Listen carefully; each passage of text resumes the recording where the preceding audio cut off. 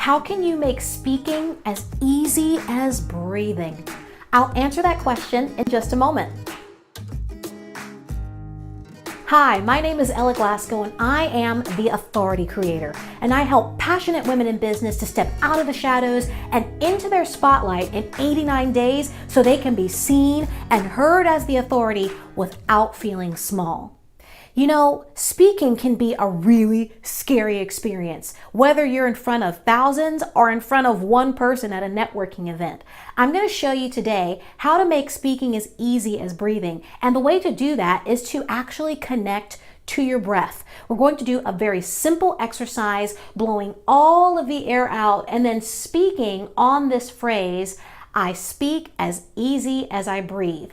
I want you to take note of what happens with my belly when I do that. Watch this. Shh.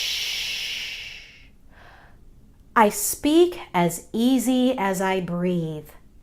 Did you notice what my belly did there? With the inhale of the breath, my belly went out, and with the exhale of the sound, my belly went in. Including the breath with the sound is the best way to help you combat nerves and make speaking as easy as breathing. Go ahead and try it. Let me know how you go in the comments below.